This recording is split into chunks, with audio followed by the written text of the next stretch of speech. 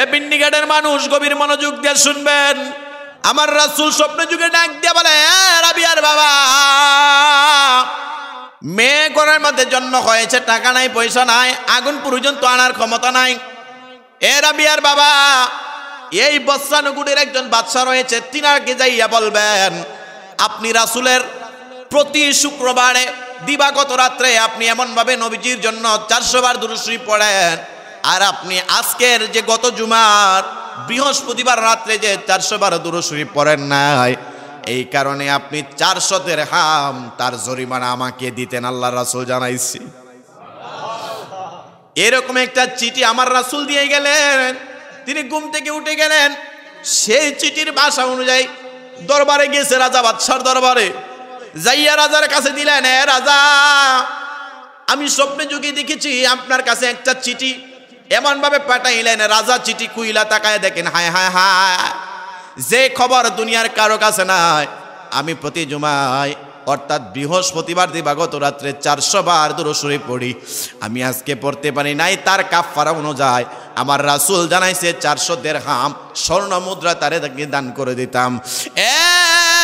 মানুষ দাঁড়াও, নিশ্চয় আমার আল্লাহর রাসূল আমার প্রতি রাজি খুশি হয়েছে, নতুবা তিনি তোমার মাধ্যমে এর সংবাদ তিনি কোনোদিন পৌঁছাইতো না। নিয়ে যাও 400 দিরহাম তুমি স্বর্ণ মুদ্রা নিয়ে বাড়িতে রওনা করলেন।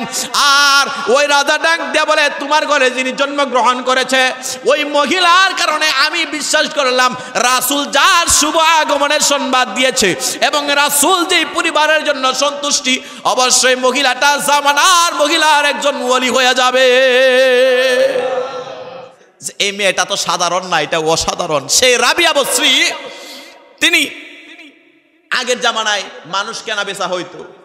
এই রাবিয়াকে এক সময় এমন দুর্ভিক্ষ দেখা দিয়েছে, রাবিয়ার মাও নাই, বাবাও নাই। মা বাবা না থাকার কারণে তাকে বিক্রি করে দেওয়া হয় না মুসলমান। সেই রাবিয়া বসরি মালিক রাস্তা দিয়ে রওনা করলেন, চিন্তা করলেন ঘরের ভিতরে রাবিয়ার আলো জ্বলে, মনে হয় কোনো খারাপ কাজের সাথে জড়িত আছে। এই মালিক ঘরটার কর্নারে যাই এমন ভাবে তাকাইলেন, তাকায় দেখতেছেন রাবিয়া রাতের বেলা চোখের পানি ফালায় কই, আল্লাহ, দিনের বেলা আমি এক মালিকের কাজ করি, তোমার দরবারে সেজদা দিতে পারি না রে মালিক। ও আল্লাহ, তুমি আমার প্রতি রাজি খুশি হইও, তুমি আমার প্রতি বেরাজ হইও না। চোখের পানি টপ টপ করে ছেড়ে দেয়। আর মালিক চিন্তা করো, হায় হায় হায়, আমি কারে দিয়ে আমার কাজ করাই, যে রাবিয়া রাতের বেলা এত কষ্ট কইরা, দিনের বেলা এত পরিশ্রম কইরা, রাতের বেলা আল্লাহর দরবারে চোখের পানি ফালায়। সকাল বেলা রাবিয়ার ডাক দিল, রাবিয়া আয় আয় আয়, তুমি আমার বাড়িতে আর কাজ করতে হবে না। রাবিয়া রাবিয়া কয়, আমি কই যাব, মা নাই, বাবা নাই, আমি কি অপরাধ করলাম, অন্যায় করলাম, যার কারণে আপনি আমারে আমার কাছ থেকে বিতাড়িত করলেন? এ রাবিয়ার মালিক কই, এ রাবিয়া, না না, তুমি রাতের বেলা আল্লাহর দরবারে চোখের পানি ফালাও, আমিও তো সেই দরবারের গোলাম। আমি আজকে থেকে তোমার খাবার, ভরণ পোষণ, থাকার জায়গা দেব। রাবিয়া, তুমি তোমার ওই মালিকের খেদমত করো, আমার আর গোলামি করতে হবে না। রাবিয়া মুক্ত হয়ে গেলেন। আল্লাহু আকবার বলে। আপনাদের কি জানায়, সেই রাবিয়া তিনি আল্লাহর রাস্তায় 2 টাকা দান করেছিলেন। ওই টাকা 2 টাকা, হঠাৎ করে 2 টাকা দান কইরা, তিনি গরিব মানুষ, 2 টাকা আল্লাহর রাস্তায় দান কইরা বসে আছেন। খাবার আসে না, সকালবেলা খাই নাই, দুপুরবেলাও খাই নাই। আসরের আগ মুহূর্তে একজনে 18টা রুটি দিয়া তার ঘরে পৌঁছাইছে। কয়টা রুটি? 18টা। যিনি খাবার পৌঁছাই দিলেন, খাবারটা খুইলা দেখেন 18টা রুটি গনছে। গনার পরে কয়, এই রুটি আমার না, যিনি দিছে তার কাছে ভাড়াইয়া দাও। আশ্চর্য হয়ে গেলেন, কি ব্যাপার, 18টা রুটি আসলো, আপনি নিলেন না? তিনি ডাক দেয়া বলেন, আমি আল্লাহর রাস্তায় 2 টাকা দান করেছি। আল্লাহর রাসূল জানাইছে যে 1 টাকা দান করবে, 1 টাকার দানে আল্লাহ তাআলা 10 বাড়ায় দেয়। আমি 2 টাকার বিনিময়ে আমি 20টা রুটি পাবো, এই রুটি আমার না। এই কথা যেই মাত্র চিনলেন, এই টাকাটা যেই মাত্র ওই মালিকের কাছে পাঠাইলো, তিনি বলতেছেন, আমি তো ভাড়াইছি 20টা। যাইতে যাইতে রাস্তার মধ্যে 2টা কি হয়েছে বলে আমি খায়ালাইছি। আবার 20টা পূর্ণ কইরা রাবিয়ার কাছে যেই মাত্র পাঠাইলো, তিনি কয়, এই রুটি আমার। জোরে বলুন সুবহানাল্লাহ। এ বিন্নিঘাটের মানুষ গভীর মনোযোগ দিয়ে শুনবেন। আল্লাহ বলেন, ওয়া আকিমুস সালাতা ওয়া আতুজ যাকাতা ওয়ারকাউ মা'আর রাকিঈন। আমি আল্লাহ নামাজের দাওয়াত কোরআনে 82 জায়গায় দিয়েছি। আমি আমার পয়গম্বরের মাধ্যমে দিয়েছি, আমি আমার সাহাবীর মাধ্যমে দাওয়াত পৌঁছাইছি, আমি আমার তাবিঈর মাধ্যমে দাওয়াত পৌঁছাইছি, তাবিঈর মাধ্যমে পৌঁছাইছি, আমি আমার আইম্মায়ে মুজতাহিদিনের মধ্যে পৌঁছাইছি, যুগে যুগে ইমাম পাঠায়া পৌঁছাইছি, শতাব্দীর ইমাম পাঠায়া পৌঁছাইছি, আমি আল্লাহ তাআলা যুগে যুগে ওলির মাধ্যমে পৌঁছাইছি, আমি আল্লাহ যুগে যুগে বড় বড় আলেম উলামার মাধ্যমে পৌঁছাইছি, আমি আল্লাহ তাআলা তোমার কাছে নামাজের জবাব, তোমার কাছে নামাজের দাওয়াত মসজিদের খতিবের দ্বারা পৌঁছাইছি, আমি আল্লাহ মসজিদের ইমামের দ্বারা পৌঁছাইছি। শুধু এতটুকুই নয়, আমি আল্লাহ 5 ওয়াক্ত আযান মসজিদে মুআজ্জিনের মাধ্যমে তোমার কাছে সেই নামাজের জবাব তোমার কাছে পৌঁছাইছি। এ বান্দা, তোমার এই জমিনের মধ্যে কোনো পাহাড় ছিল না, পর্বত ছিল না, জঙ্গল ছিল না, কোনো দ্বীপ ছিল না, নামাজের দাওয়াত কেউ তোমার পৌঁছায় নাই এমন কথা বলতে পারবা না। যদি আপনি অজুহাত দেন আল্লাহ নামাজের দাওয়াত কেউ পৌঁছায় নাই, আল্লাহ চতুর্দিকে এমন ভাবে ব্যারিকেড টাঙায়া বলবে, বান্দা কোন দিকে তুমি আমার ছাড় দিবা? অতএব আমি আল্লাহ যদি তোমার জাহান্নামের কাঠগড়ায় দাঁড় করায়, তোমাকে এই মুহূর্তে কেউ তোমাকে বাঁচানোর কোনো ক্ষমতা নাই। ঠিক না বেঠি? ভাইরা আমার, আমি আপনাদের কাছে গভীর মনোযোগ দিয়ে শুনতে চাই, আল্লাহ যদি আপনাকে আমাকে এই হিসাব জিজ্ঞাসা করে, আপনি কি আমি পার পাবো? কথা কয়, পার পাবেন? এই জন্য আল্লাহ তাআলা রাসূলের হাদিস প্রমাণ করে, আমার একটা জামানা আসবে, সেই জামানার মধ্যে কলির জামানা। এই জামানাটা এমন জামানা হবে, ডান হাতি আগুনের কয়লাটা রাখলে যেমনি ভাবে আগুনের কয়লাটা রাখলে যেমন ভাবে আঙ্গর হয়ে যাবে, আমার ইমাম আমার গুনাহগার উম্মতের একটা সময় হবে তাদের ঈমান রক্ষা করা তার চাইতে কঠিন হয়ে যাবে। ভাইয়েরা আমার, গভীর মনোযোগ দিয়ে শুনবেন। রাসূল বলেন, কচু পাতার পানির মধ্যে পানি ঢাললে যেমন টলমলো টলমলো টালমাটাল করে, আমার গুনাহগার উম্মতের ঈমান রক্ষা করা তার চাইতেও কঠিন হয়ে যাবে। নাম কি না জানেন? হামিদ। আজকে তিনি অন্ধকার কবরে চলে গেছেন। মানুষটার বয়সও তেমন না, সম্ভবত 26 থেকে 28 হবে, 35। নাম কি না জানেন? হামিদ। আমার একটা জুমাই আমি বলেছিলাম সামনের দিকে তাকাইলে আমার একটা ঘড়ি দরকার, তিনি একটা ঘড়ি দিয়েছিলেন। আলহামদুলিল্লাহ বলে। গত জুমাই যিনি দুনিয়াতে ছিলেন, এই জুমাই যিনি ইন্তেকাল করেছেন, আল্লাহ তাআলার কি মহিমা! মানুষ মৃত্যুর স্বাদ গ্রহণ করনেওয়ালা মুসলমান, আপনাদের কি প্রতি জুমায় আমি সেই কবরের কথা বেশি বেশি করে স্মরণ করাই, কারণ আল্লাহ তাআলা এই পৃথিবীতে আপনাকে আমাকে পাঠাইছেন। ভাইয়ের আমার, গভীর মনোযোগ দিয়ে শুনবেন।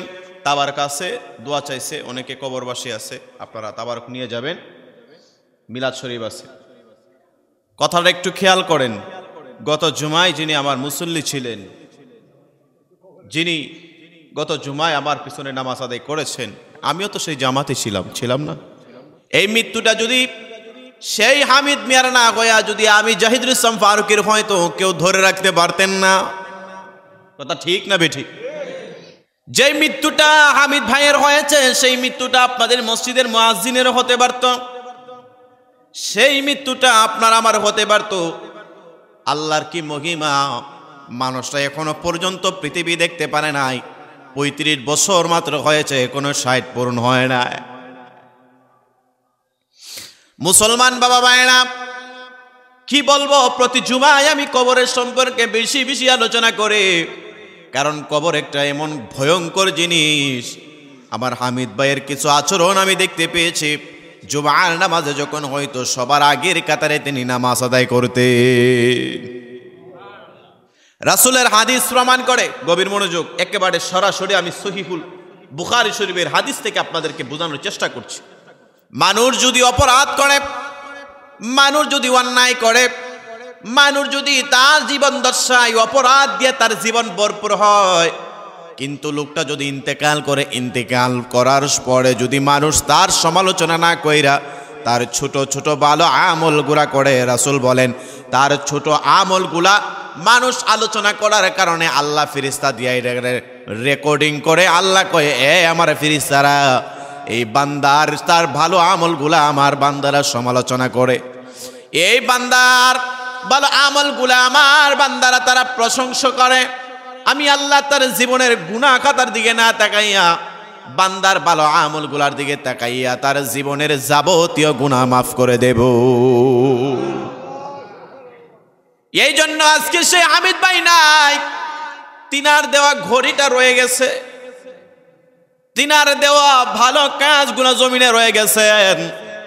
এই জন্য যারা মারা যায়, আপনার বাবা মারা গেছে, মা মারা গেছে, বড় ভাই মারা গেছে, এলাকার কোনো মানুষ মারা গেছে, যদিও লোকটা খারাপ মানুষ ছিল, রাসূল বলেন তার খারাপগুলা তোমরা প্রকাশ করবে না মৃত্যুর পরে। কারণ খারাপ কথাগুলা যদি তোমরা আলোচনা করো, ফেরেশতারা রেকর্ড করে রাখে, এই ফেরেশতারা সাক্ষী হয়ে যায়। সাক্ষী যদি থেকে যায় তাইলে সত্যিকারের অন্যায় অপরাধ সেটাকে বিচার করতে হয়, আর সাক্ষী যদি না থাকে তাইলে সেটার বিচার তেমন হয় না। ঠিক না বেটি? এই জন্য মুসলমান গভীর মনোযোগ দিয়ে শুনবেন। এখনো আমার এই পিন্ডিঘাটের অনেক যুবকরা নামাজ ধরতে পারে না, এখনো এই পিন্ডিঘাটের অনেক মুরব্বী এখনো পর্যন্ত নামাজ ধরতে পারে না, একটা দুইটা পা কবরে চলে গেছে, এখনো আপনার আমার মনে হয় না আমার নামাজ দরকার। এখনো কত মানুষ এই জমিনে ঘুরে ঘুরে মানুষের সম্পত্তি হরণ করে।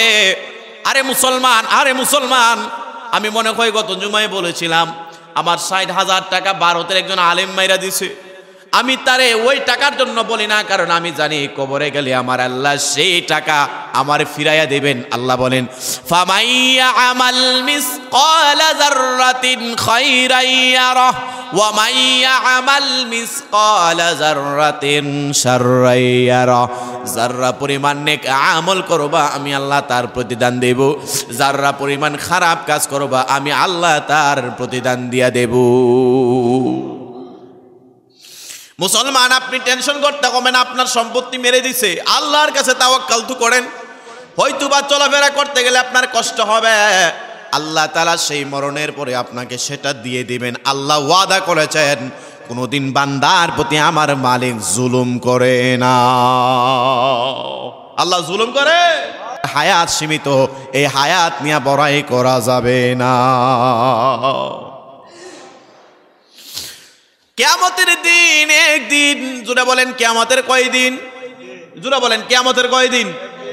কিয়ামতের একদিন।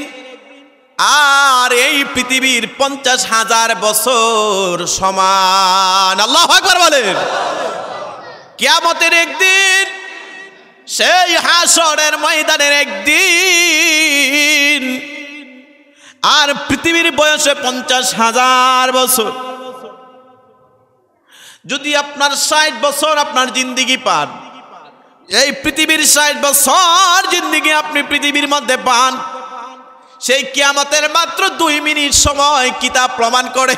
হায় হায়, কিতাব প্রমাণ করে এই পৃথিবীর মধ্যে যদি আপনি 60 বছর জিন্দিগি পান, 60 বছর হায়াত পান, আর কিয়ামতের একদিনের সমান যদি হিসাব করা হয়, এই পৃথিবীর 60 বছর কিয়ামতের ময়দানের মাত্র 2 মিনিট। এই মুসলমান, 120 সেকেন্ডের সময়। আর এই 60 বছর, আমার সেই হামিদ ভাই তো 60 বছরও পায় নাই, পাইছে মাত্র 35 বছর। যুবক দুনিয়া থেকে বিদায় হয়ে গেছে। আপনি আমি কি জন্য অপেক্ষা করে? অনেক মানুষ দুনিয়ার গান নিয়ে ব্যস্ত আছে, অনেক মানুষ হারাম নিয়ে ব্যস্ত আছে। রাতের বেলা ঘুমাইতে গেলে হিন্দি গান ছাড়া চলে না, নাইকির গান ছাড়া চলে না, নাইকির উলঙ্গ ছবি ছাড়া চলে না। মুসলমান, আল্লাহর গজবের চিন্তা করেন। এই যে মসজিদ, এই পৃথিবী, এই কোরআন, এই হাদিস, এই নবী রাসূল ওলি আউলিয়ারা তারা এমনিতেই দুনিয়াতে আসে নাই, আল্লাহ একটা দায়িত্ব করে তাদেরকে দুনিয়াতে পাঠাইছে। আপনাকে যদি প্রশ্ন করবেন কিয়ামতের ময়দানে, আমার বান্দা তুমি কি নামাজের দাওয়াত পাও নাই? আপনি যদি বলেন আল্লাহ আমি বিন্নিঘাটের একটা জঙ্গলার মধ্যে ছিলাম, আমার কাছে নামাজের দাওয়াত পৌঁছাই না। এ বিন্নিঘাটের মানুষ গভীর মনোযোগ দিয়ে শুনবেন। এই জমিনের মধ্যে কি আপনাদের এলাকায় জঙ্গল আছে? কথা কোন? পাহাড় আছে? আপনাদের এলাকার মধ্যে কি সমুদ্র আছে? যে সমুদ্রের একটা বেড়া জালে পড়ে গেছেন, আপনার কাছে নামাজের দাওয়াত পৌঁছায় না, আপনার কাছে ইবাদতের দাওয়াত পৌঁছায় না। আল্লাহ যদি হাসরের ময়দানে হিসাব কাঠগড়ার মধ্যে দাঁড় করাই দাও, আল্লাহ বলেন ওয়া আকিমুস সালাতা ওয়া আতুজ যাকাতা ওয়ারকাউ মা'আর রাকিঈন। আমি আল্লাহ নামাজের দাওয়াত কোরআনে 82 জায়গায় দিয়েছি, আমি আমার পয়গম্বরের মাধ্যমে দিয়েছি, আমি আমার সাহাবীর মাধ্যমে দাওয়াত পৌঁছাইছি, আমি আমার তাবিঈর মাধ্যমে দাওয়াত পৌঁছাইছি, তাবিঈর মাধ্যমে পৌঁছাইছি, আমি আমার আইম্মায়ে মুজতাহিদিনের মধ্যে পৌঁছাইছি, যুগে যুগে ইমাম পাঠায়া পৌঁছাইছি, শতাব্দীর ইমাম পাঠায়া পৌঁছাইছি। আমি আল্লাহ তাআলা যুগে যুগে ওলির মাধ্যমে পৌঁছাইছি, আমি আল্লাহ যুগে যুগে বড় বড় আলেম উলামার মাধ্যমে পৌঁছাইছি। আমি আল্লাহ তাআলা তোমার কাছে নামাজের জবাব, তোমার কাছে নামাজের দাওয়াত মসজিদের খতিবের দ্বারা পৌঁছাইছি, আমি আল্লাহ মসজিদের ইমামের দ্বারা পৌঁছাইছি। শুধু এতটুকুই নয়, আমি আল্লাহ 5 ওয়াক্ত আযান মসজিদে মুআজ্জিনের মাধ্যমে তোমার কাছে সেই নামাজের জবাব তোমার কাছে পৌঁছাইছি। এ বান্দা, তোমার এই জমিনের মধ্যে কোনো পাহাড় ছিল না, পর্বত ছিল না, জঙ্গল ছিল না, কোনো দ্বীপ ছিল না, নামাজের দাওয়াত কেউ তোমার পৌঁছায় নাই এমন কথা বলতে পারবা না। যদি আপনি অজুহাত দেন আল্লাহ নামাজের দাওয়াত কেউ পৌঁছায় নাই, আল্লাহ চতুর্দিকে এমন ভাবে ব্যারিকেড টাঙায়া বলবে বান্দা কোন দিকে তুমি আমার সার দিবা।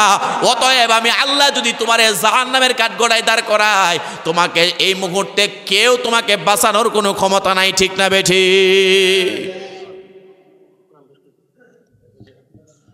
ভাইরা আমার, আমি আপনাদের কাছে গভীর মনোযোগ দিয়ে শুনতে চাই, আল্লাহ যদি আপনাকে আমাকে এই হিসাব জিজ্ঞাসা করে, আপনি কি আমি পার পাবো?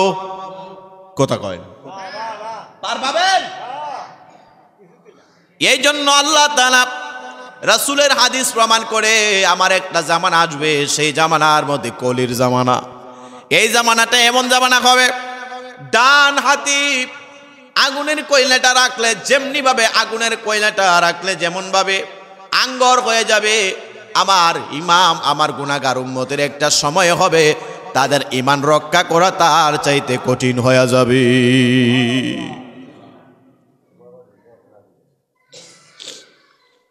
ভাইয়েরা আমার, গভীর মনোযোগ দিয়ে শুনবেন।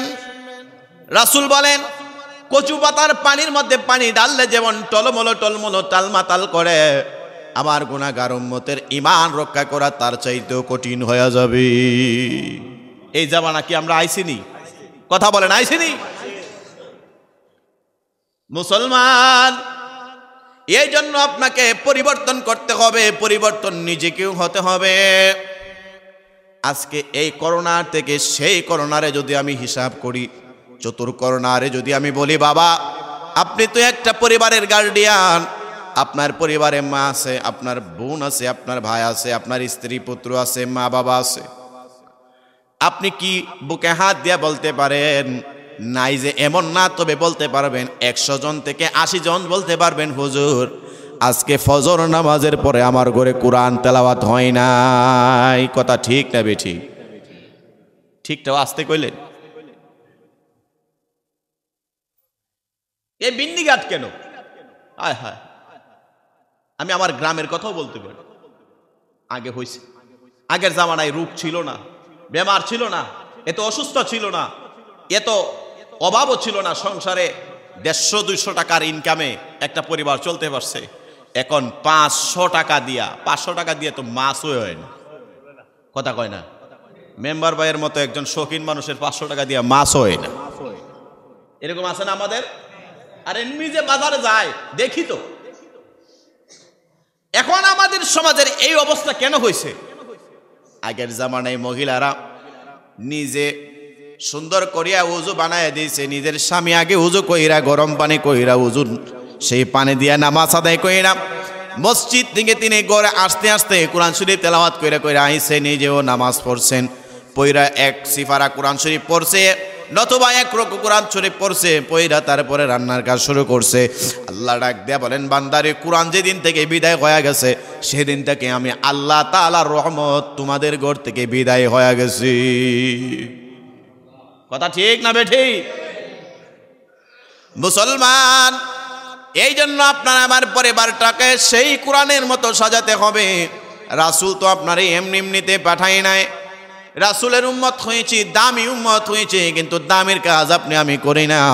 আমাদের মরণের কথা স্মরণ নাই। আমি গত জুমায়ও কথাটা বলেছি, 24 ঘন্টায় একজন সাধারণ মানুষের কাছে 24 ঘন্টায় আজরাইল আলাইহিস সালাম প্রায় 25 বার আগমন করে। কতবার? 25 বার আপনার আমার কাছে আজরাইল আলাইহিস সালাম আগমন করে। আপনাকে আমাকে স্বাগতম জানানোর জন্য না, আপনাকে আমাকে শুভেচ্ছা জানানোর জন্য না, আপনার আমার কাছে আজরাইল আসে আল্লাহ যখন সে তিনার কিতাব থেকে আপনার হায়াত শেষ হয়ে যাবে, মালিক ডাক দিয়া বলবে, এ আজরাইল যা যা যা, কতবার গেলেই আমি আল্লাহ জানাইলাম তার মৃত্যুর সময় হয়ে গেছে, এই মুহূর্তে আমার বান্দার জানটা কবজ করে নিয়ে আয়। এ মুসলমান, গভীর মনোযোগ দিয়া শুনবেন। আমাদের সমাজের পরিবর্তনটা আমি একটা মহিলার জীবনী মনে করেছিলাম, আজকে বলবো। আল্লাহ তাআলার এই জমিনের মধ্যে ওলি আউলিয়াদের জমিন। আল্লাহর ওলিরা পুরুষ যেমন ওলি আউলিয়া রয়েছেন, এর মধ্যে মহিলারাও আল্লাহর ওলি আছে।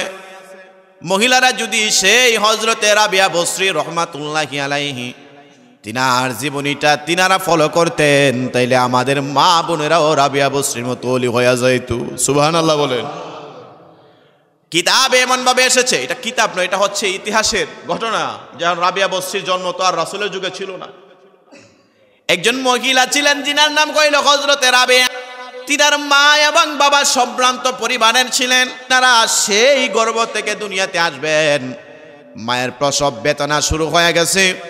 সেই রাবিয়ার প্রসব ব্যথা শুরু হয়ে যাওয়ার কারণে রাবিয়ার মা ডাক দেয়া বলে, এই আমার স্বামী, আপনি একটু দেখেন না আলোর ব্যবস্থা করা যায় কিনা, একটু মোমবাতির ব্যবস্থা করা যায় কিনা। রাতের বেলা রাবিয়া ভূমিষ্ঠ হবেন, অন্ধকারে রাবিয়া ভূমিষ্ঠ হতে পারবে না, আলো হইলে একটু ব্যবস্থা ভালো হয়। এই কথা চিন্তা করে রাবিয়ার বাবা তিনি কি করলেন, একটু বাহিরে গেলেন, মানুষের কাছে কাছে গেলেন, কেউ একটু আগুন দিতে দেয় নাই, অথবা একটু বলতে লজ্জা পাইছে। একজন সম্ভ্রান্ত পরিবারের, মধ্যবিত্ত পরিবার কিন্তু মানুষের কাছে চাইতে পারে না। কথা ঠিক না বেঠি? মধ্যবিত্ত পরিবারের মানুষ কাউ কাছে চাইতে পারে না, তাদের সম্মানে লাগে। রাবিয়া বসরি তিনি এখনো পর্যন্ত ভূমিষ্ঠ হয় নাই। ঘরের ভিতরে গেলেন, স্ত্রী মনে করলেন ঠিক আছে, বুঝতে পারলাম, মনে হয় আমার স্বামী কারো কাছ থেকে আগুন চাইতে পারে নাই, লজ্জায় পড়ে গেছে। আল্লাহর কুদরত, ওই রাবিয়া তিনি ভূমিষ্ঠ হয়ে গেলেন। এই ভূমিষ্ঠ হয়ে যাওয়ার কারণে দেখা গেল পূর্ণিমার চাঁদের মতো উজ্জ্বল একটা মেয়ে তিনার ঘরের মধ্যে প্রসব হয়ে গেছে। বলুন সুবহানাল্লাহ। আমাদের অনেকের পরিবারে মেয়ের সন্তান কইলে আমরা রাগান্বিত হয়। আর কিতাব প্রমাণ করে, হাদিস প্রমাণ করে, আল্লাহর রাসূলের জীবনী প্রমাণ করে, সাহাবায়ে কেরামের জীবনী প্রমাণ করে, যাদের ঘরে আমার আল্লাহ বেশি বেশি করে মেয়ে দেয়, আমার আল্লাহ তাদের প্রতি খুশি হয়। সুবহানাল্লাহ বলেন। আর আমাদের ঘরে মেয়ে কইলে আমরা রাগান্বিত হয়, না না না। এমনকি মহিলাদেরকে, যে মহিলার ঘরে বেশি মেয়ে সন্তান হয় তারা আমরা তিরস্কার করি।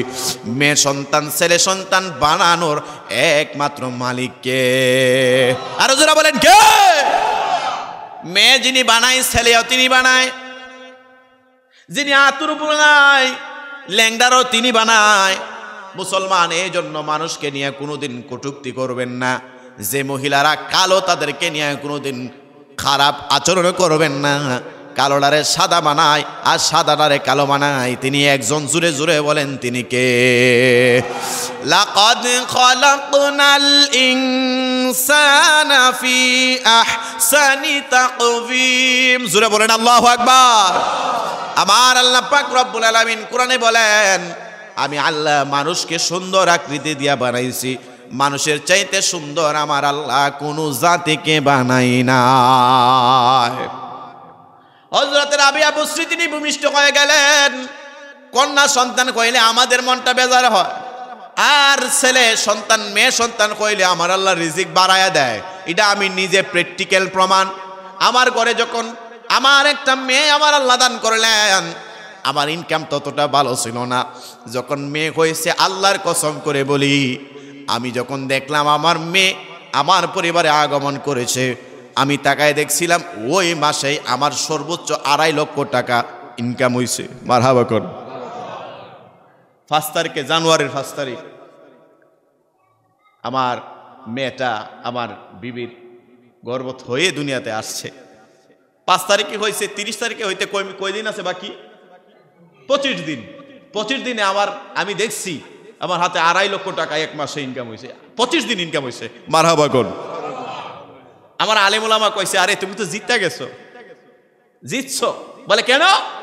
যে ঘরে বেশি বেশি করে মেয়ে হয়, ছেলের চাইতে মেয়ের যে ঘরে বেশি হয়, এই ঘরে আল্লাহ ইনকাম বাড়ায় দেয়। রাসূল বলেন 2টা মেয়ের বাবা যদি কেউ হতে পারে, এই 2টা মেয়েকে যদি লালন পালন করে, 2টা 3টা 5টা এই মেয়েটাকে লালন পালন করতে পারলে আমার আল্লাহ পাক রব্বুল আলামিন ওই মেয়ের কারণে তাকে ভালো একটা জায়গায় বিয়ে শাদী দেওয়ার কারণে আল্লাহ তাআলার রাসূল বলেছেন 2টা জান্নাত 3টা জান্নাতের মালিক আমি আল্লাহর রাসূল তার জন্য গ্যারান্টি দিয়ে দিলাম। আর আমরা মেয়ে হইলে মুখটা বেজার করি, কথা কন না কেন? সেই রাবিয়া বসরি তিনার জিন্দিগি থেকে পাইলাম হযরতে রাবিয়া যখন হয়ে গেলেন, রাবিয়ার বাবার কাছে কোনো টাকা নাই, মনে আছে? রাবিয়ার বাবার কাছে টাকা নাই, কি ব্যাপার? তিনি ঘুমায় রইলেন। বৃহস্পতিবার দিবাগত রাত্রে, আজকে যে শুক্রবারের রাত্র হয়েছে বৃহস্পতিবারের রাত্র, কথা বুঝতে পারছেন? এই রাত্র কি করবেন? টাকা নাই, পয়সা নাই। তিনি ঘুমায় রইলেন রাবিয়ার বাবা। আল্লাহ তাআলা একটা স্বপ্নে দেখাইলেন। সেই রাবিয়ার বাবারে আল্লাহ একটা স্বপ্ন দেখাইলেন। কি স্বপ্ন দেখাইছে জানেন? তখনকার বাদশা ছিলেন, তিনি প্রতি শুক্রবার রাত্রে মানে বৃহস্পতিবার দিবাগত রাত্রে বেলা রাসূলের জন্য তিনি 400 বার দুরূদ শরীফ পড়তেন। আল্লাহু আকবার বলেন। আমার রাসূল স্বপ্নে যুগে ডাক দিয়ে বলে, রাবিয়ার বাবা, মেয়ে ঘরের মধ্যে জন্ম হয়েছে, টাকা নাই, পয়সা নাই, আগুন পর্যন্ত আনার ক্ষমতা নাই। এ রাবিয়ার বাবা, এই বস্রানুগুড়ির একজন বাদশা রয়েছে, তিনাকে যাইয়া বলবেন আপনি রাসূলের প্রতি শুক্রবারে দিবাগত রাত্রে আপনি এমন ভাবে নবীজির জন্য 400 বার দুরূদ শরীফ পড়েন, আর আপনি আজকের যে গত জুমার বৃহস্পতিবার রাত্রে যে 400 বার দুরূদ শরীফ পড়েন নাই, এই কারণে আপনি 400 দিরহাম তার জরিমানা আমাকে দিতেন। আল্লাহ রাসূল জানাইছি। এরকম একটা চিঠি আমার রাসূল দিয়ে গেলেন। তিনি ঘুম থেকে উঠে গেলেন, সেই চিঠির ভাষা অনুযায়ী দরবারে গেছে, রাজা বাদশার দরবারে যাইয়া রাজার কাছে দিলেন, এ রাজা, আমি স্বপ্নে যুগে দেখেছি আপনার কাছে একটা চিঠি। এমন ভাবে পাঠাইলেন, রাজা চিঠি খুইলা তাকায় দেখেন, হায় হায় হায়, যে খবর দুনিয়ার কারো কাছে নাই, আমি প্রতি জুমায় অর্থাৎ বৃহস্পতিবার দিবাগত রাত্রে 400 বার দুরূদ শরীফ পড়ি, আমি আজকে পড়তে পারি নাই। তার কাফারা অনুযায়ী আমার রাসূল জানাইছে 400 দিরহাম স্বর্ণ মুদ্রা তারে দান করে দিতাম। মানুষ দাঁড়াও, নিশ্চয় আমার আল্লাহর রাসূল আমার প্রতি রাজি খুশি হয়েছে, নতুবা তিনি তোমার মাধ্যমে এর সংবাদ তিনি কোনোদিন পৌঁছাইতো না। নিয়ে যাও 400 দিরহাম তুমি স্বর্ণ মুদ্রা নিয়ে বাড়িতে রওনা করলেন। আর ওই রাজা ডাক দিয়ে বলে, তোমার ঘরে যিনি জন্মগ্রহণ করেছে ওই মহিলার কারণে আমি বিশ্বাস করলাম রাসূল যার শুভ আগমনের সংবাদ দিয়েছে এবং রাসূল যেই পরিবারের জন্য সন্তুষ্টি, অবশ্যই মহিলাটা জামানার মহিলার একজন ওলি হয়ে যাবে। দেখছেন নি, আল্লাহ একদিক দিয়ে রিজিকও বাড়াই দিছে। 400 দিরহাম টাকা না, স্বর্ণ মুদ্রা। আল্লাহু আকবার বলে। 400 স্বর্ণ মুদ্রা। এবং মহিলা যে একটা জন্মগ্রহণ করছে যে ঘরে, আল্লাহ রাসূল জানাই দিছে যে এই মেয়েটা তো সাধারণ না, এটা অসাধারণ। সেই রাবিয়া বসরি, তিনি আগের জামানায় মানুষ কেনা বেচা হইতো। এই রাবিয়াকে এক সময় এমন দুর্ভিক্ষ দেখা দিয়েছে, রাবিয়ার মাও নাই, বাবাও নাই। মা বাবা না থাকার কারণে তাকে বিক্রি করে দেওয়া হয় না মুসলমান। এক পর্যায়ে রাবিয়া গরিব মানুষ, তিনি জিন্দিগি করতেন গরিবী হালতে। সেই রাবিয়া রাতের বেলা, দিনের বেলা মালিকের কাজ করে, আর রাতের বেলা ছোট্ট একটা কুড়ে ঘরের মধ্যে ঘুরে ঘুরে আল্লাহর দরবারে চোখের পানি ফালায় ফালায় কান্না করে। সেই রাবিয়া বসরি মালিক রাস্তা দিয়ে রওনা করলেন, চিন্তা করলেন ঘরের ভিতরে রাবিয়ার আলো জ্বলে, মনে হয় কোনো খারাপ কাজের সাথে জড়িত আছে। এই মালিক ঘরটার কর্নারে যাই এমন ভাবে তাকাইলেন, তাকায় দেখতেছেন রাবিয়া রাতের বেলা চোখের পানি ফালায় কই, আল্লাহ, দিনের বেলা আমি এক মালিকের কাজ করি, তোমার দরবারে সেজদা দিতে পারি না রে মালিক। ও আল্লাহ, তুমি আমার প্রতি রাজি খুশি হইও, তুমি আমার প্রতি বেরাজ হইও না। চোখের পানি টপ টপ করে ছেড়ে দেয়। আর মালিক চিন্তা করো, হায় হায় হায়, আমি কারে দিয়ে আমার কাজ করাই? যে রাবিয়া রাতের বেলা এত কষ্ট কইরা, দিনের বেলা এত পরিশ্রম কইরা, রাতের বেলা আল্লাহর দরবারে চোখের পানি ফালায়। সকাল বেলা রাবিয়ার ডাক দিল, রাবিয়া আয় আয় আয়, তুমি আমার বাড়িতে আর কাজ করতে হবে না রাবিয়া। রাবিয়া কয়, আমি কই যাব, মা নাই বাবা নাই, আমি কি অপরাধ করলাম, অন্যায় করলাম, যার কারণে আপনি আমারে আমার কাছ থেকে বিতাড়িত করলেন? এ রাবিয়ার মালিক কই, এ রাবিয়া না না, তুমি রাতের বেলা আল্লাহর দরবারে চোখের পানি ফালাও, আমিও তো সেই দরবারের গোলাম। আমি আজকে থেকে তোমার খাবার, ভরণ পোষণ, থাকার জায়গা দেব। রাবিয়া তুমি তোমার ওই মালিকের খেদমত করো, আমার আর গোলামি করতে হবে না। রাবিয়া মুক্ত হয়ে গেলেন। আল্লাহু আকবার বলে। সেই রাবিয়ার জিন্দেগির মধ্যে পাইলাম। সেই রাবিয়ার কথা কেন বললাম? আমাদের জীবনীতে যদি সেই রাবিয়ার মতো ওলি, সেই রাবিয়ার মতো জিন্দেগি আপনার আমার মেয়েটারে সাজাইতে পারি, তাহলে আপনার আমার ঘরটা আলোকিত হয়ে যাবে। মুসলমান বাবা মায়েরা, লাস্ট ওয়ার্নিং আপনাদেরকে জানাই, সেই রাবিয়া তিনি আল্লাহর রাস্তায় 2 টাকা দান করেছিলেন। কয় টাকা? 2 টাকা। হঠাৎ করে 2 টাকা দান কইরা, তিনি গরিব মানুষ, 2 টাকা আল্লাহর রাস্তায় দান কইরা বসে আছেন। খাবার আসে না, সকালবেলা খাই নাই, দুপুরবেলাও খাই নাই। আসরের আগ মুহূর্তে একজনে 18টা রুটি দিয়া তার ঘরে পৌঁছাইছে। কয়টা রুটি? 18টা। যিনি খাবার পৌঁছাই দিলেন, খাবারটা খুইলা দেখেন 18টা রুটি গনছে। গনার পরে কয়, এই রুটি আমার না, যিনি দিছে তার কাছে ভাড়াইয়ে দাও। আশ্চর্য হয়ে গেলেন, কি ব্যাপার, 18টা রুটি আসলো, আপনি নিলেন না? তিনি ডাক দেয়া বলেন, আমি আল্লাহর রাস্তায় 2 টাকা দান করেছি। আল্লাহর রাসূল জানাইছে যে 1 টাকা দান করবে, 1 টাকার দানে আল্লাহ তাআলা 10 বাড়ায় দেয়। আমি 2 টাকার বিনিময়ে আমি 20টা রুটি পাবো। এই রুটি আমার না। এই কথা যেই মাত্র চিনলেন, এই টাকাটা যেই মাত্র ওই মালিকের কাছে পাঠাইলো, তিনি বলতেছেন, আমি তো ভাড়াইছি 20টা। যাইতে যাইতে রাস্তার মধ্যে 2টা কি হয়েছে বলে আমি খায়ালাইছি। আবার 20টা পূর্ণ কইরা রাবিয়ার কাছে যেই মাত্র পাঠাইলো, তিনি কয়, এই রুটি আমার। জোরে বলুন সুবহানাল্লাহ। এই জন্য মুসলমান, আপনাকে আমাকে বেশি বেশি করে আল্লাহর রাস্তায় দান করতে হবে, বেশি বেশি করে মা বাবার কথা স্মরণ করে বেশি বেশি করে ইবাদত করতে হবে, দোয়া করতে হবে। আমাদের এই এলাকার এই যে হামিদ ভাই, তিনি ইন্তিকাল করেছেন, তার জন্য দোয়া করবেন। অনেকেই দোয়ার প্রার্থী, অনেকে তাবারক দিয়েছেন। পাশাপাশি একজন হজে গেছে। একজনে কি গেছে? আচ্ছা আচ্ছা, মহিলা মারা গেছে একদিনই। আল্লাহ তাআলা যেন একজন পুরুষ একজন মহিলা তিনাদেরকে মাফ করে দেন। সকলে জোরে বলেন আমিন।